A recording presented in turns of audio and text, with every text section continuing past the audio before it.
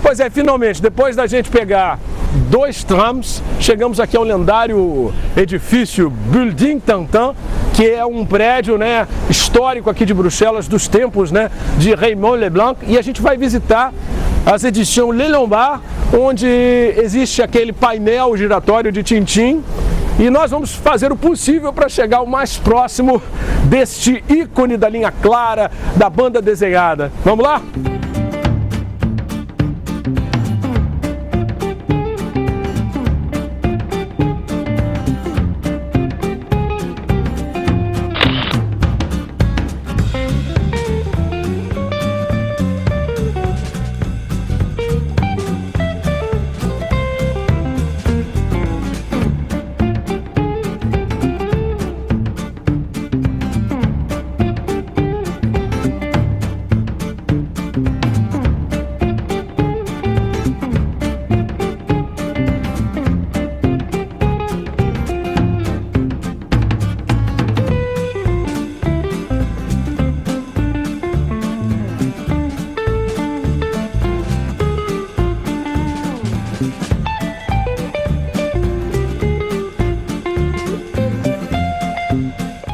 Bonjour, nous sommes ici aux éditions Les Lombards, au cœur de Bruxelles.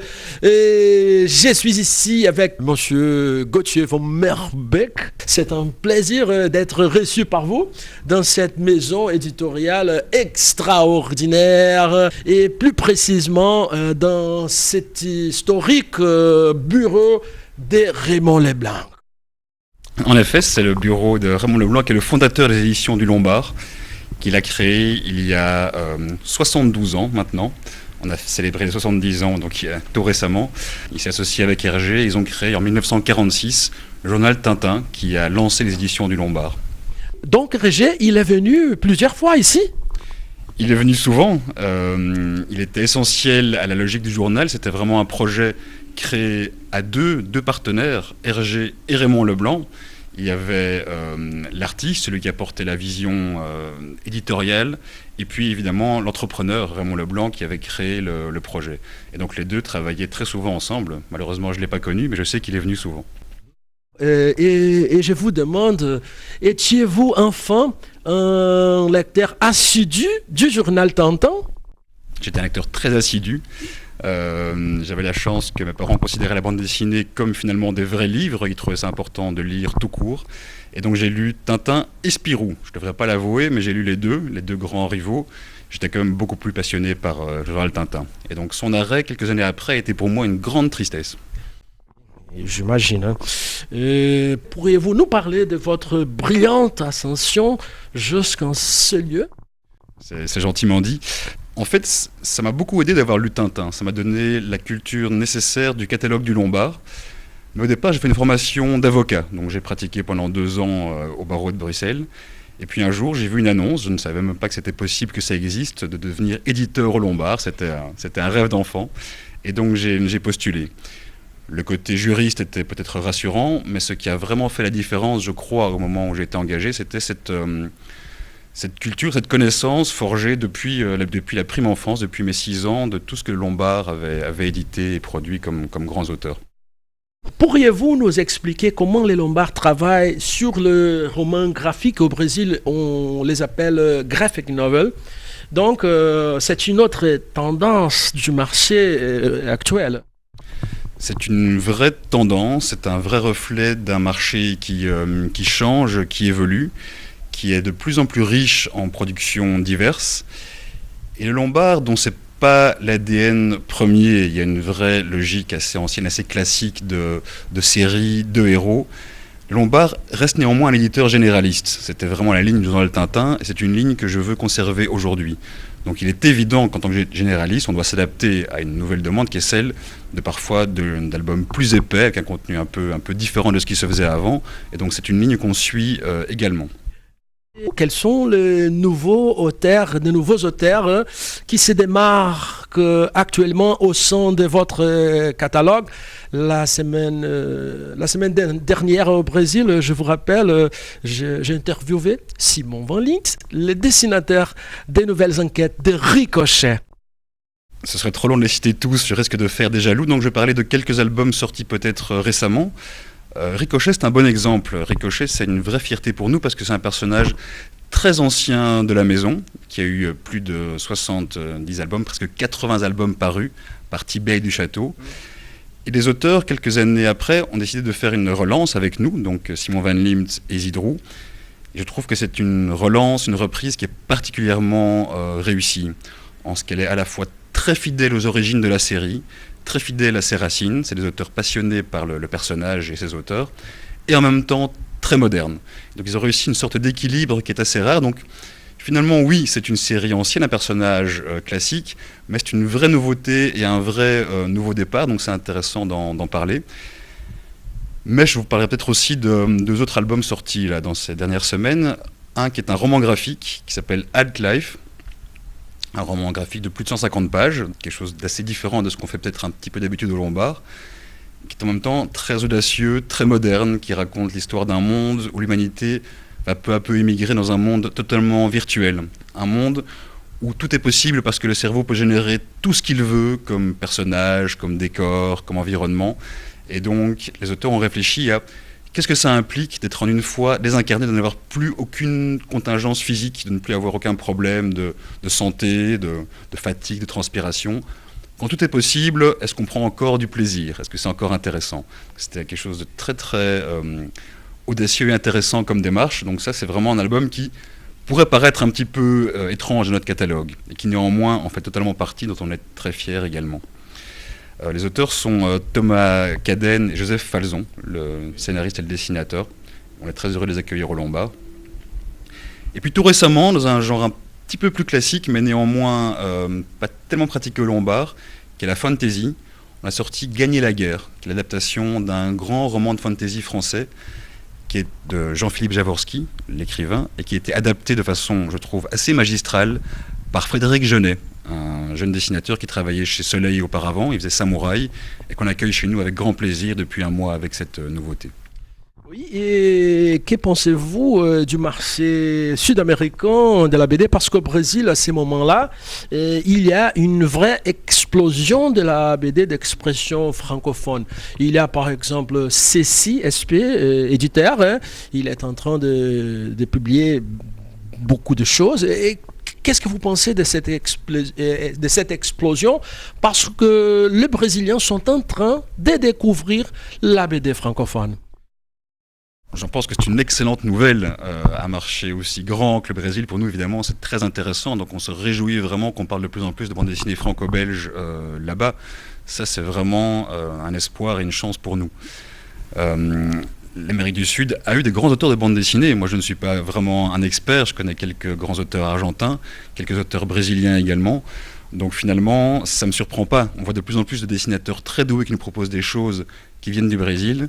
Donc c'est évidemment un vrai bonheur de voir que notre production à nous arrive également sur ce territoire. Et comment les Lombards est en train de travailler sur les reboots des séries classiques comme celle de Bob Moran?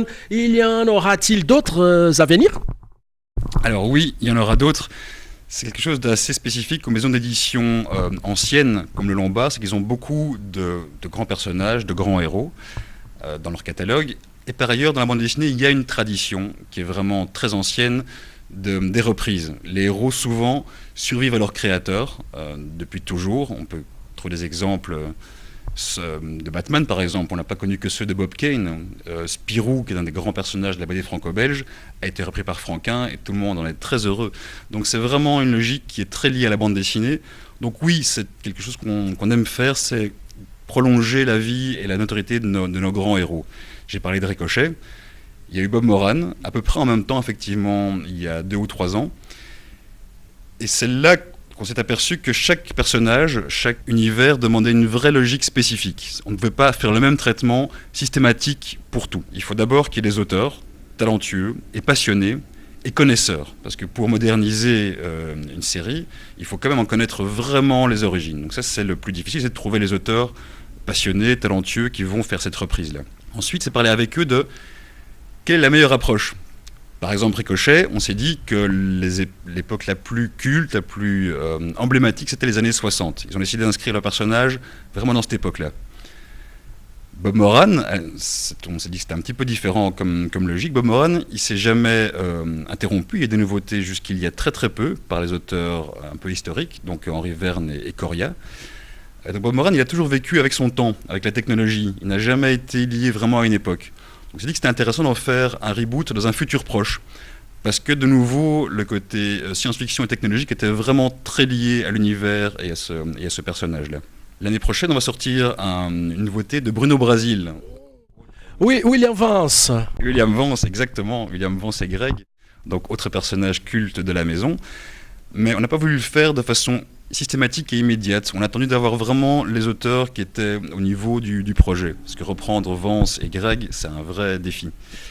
Et ce seront Belé au scénario et Philippe Aymon qui dessine Lady S chez Dupuis au dessin. Eux deux sont des grands connaisseurs, des grands amoureux du personnage, et ils nous ont proposé un reboot qui se passe vraiment juste après le dernier tome. On recommence 30 ans après, comme s'il n'y avait pas eu d'interruption. Parce qu'il s'est passé quelque chose de très fort dans Bruno Brasil, la mort de beaucoup de personnages secondaires importants de l'univers. Et c'est intéressant de traiter finalement aussi le deuil, pas seulement l'aventure, mais aussi le traumatisme de ces héros qui étaient très protégés, très classiques, et aujourd'hui qu'on confronte finalement au monde réel. Donc c'est une nouvelle reprise qui va être vraiment intéressante, je pense. Et quelles sont les perspectives des éditions Les Lombards pour l'avenir ? Le Lombard, en tant qu'éditeur vraiment généraliste, va garder cette espèce d'ouverture aujourd'hui qui est la sienne, de ne se fermer vraiment à aucun genre, aucun format. À l'instar finalement de beaucoup d'autres éditeurs, parmi un petit peu les plus importants du marché aujourd'hui. Peut-être que ce qui nous différencie des autres, j'espère plus pour longtemps, c'est un constat qu'on a fait il y a quelques années que le plus grand problème de la bande dessinée aujourd'hui, c'était la surproduction. La bande dessinée se vend toujours très très bien, c'est un marché qui est toujours florissant, c'est une vraie chance pour nous. Elle est très peu atteinte par le phénomène du numérique, le piratage n'a pas beaucoup d'incidence finalement sur la bande dessinée, donc tout va bien. Mais quand tout va trop bien, parfois, on a des problèmes de riches et on produit un petit peu trop. Et donc on lance des albums sur un marché où il y a beaucoup trop de concurrence, beaucoup trop de choix, et parfois des albums vraiment très aboutis qui ne trouvent pas leur public, qui n'ont pas l'espace pour être vus, pour exister. Ça, c'est vraiment, on le trouve très dommage. Et donc nous, on a fait ce choix-là, il y a 5 ans, de dire on va réduire vraiment notre production en quantité. C'est-à-dire qu'on est passé de 135 nouveautés il y a 6 ans, quand j'ai pris la direction du Lombard, à aujourd'hui environ 80 nouveautés par an. Ça ne veut pas dire qu'on travaille moins, ça veut dire qu'on travaille, je pense, mieux sur chaque album, qui sont un peu plus aboutis. En tout cas, ce qu'on espère, ce qu'on essaie de faire grâce à ça, et qu'on a aussi du coup plus d'espace et de moyens pour les promouvoir, et pour en faire la publicité, et pour leur permettre d'exister. Quand un auteur a travaillé 1 an à dessiner un album, et que celui-ci disparaît des tables de nouveautés au bout de 2 semaines, c'est une aberration quand le travail a été vraiment fait avec talent, avec passion. Donc notre choix à nous, qui est un peu différent des autres, c'est de dire on va se concentrer vraiment sur des combats plus essentiels, faire plus de paris, mieux les choisir, et du coup on espère comme ça se maintenir au même niveau de vente avec moins d'albums. Et par rapport à un bureau au Brésil peut-être ? Ce serait très agréable, il y aurait sûrement beaucoup de candidats pour tenter de s'y installer. À Rio de Janeiro ? Par exemple, ce serait avec grand plaisir. Mais il y a une habitude des éditeurs belges ou français, parce qu'il y a eu des essais par le passé qui n'ont pas été concluants. Et par exemple, on parlait de Michel Greg, un des grands scénaristes du Lombard de l'époque. À l'époque, ils avaient installé un bureau à New York. Il y avait cette espèce de fantasme de dire on va conquérir le monde, on va commencer par les États-Unis et on va imposer nos héros là-bas.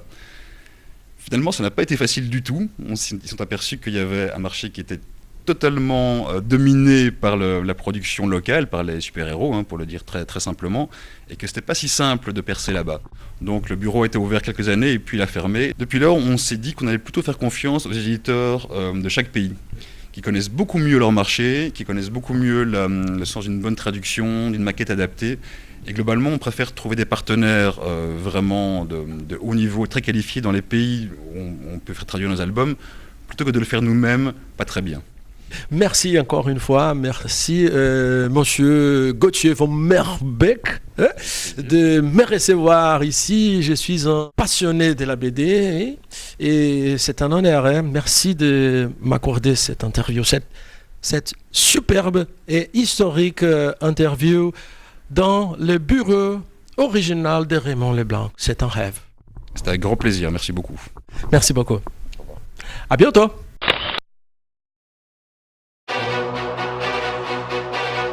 Bom, gente, o negócio é o seguinte, nós estamos aqui num momento histórico, porque Monsieur Gauthier von Merbeck, ele vai me levar ao painel giratório de Tintin, et c'est un rêve, hein?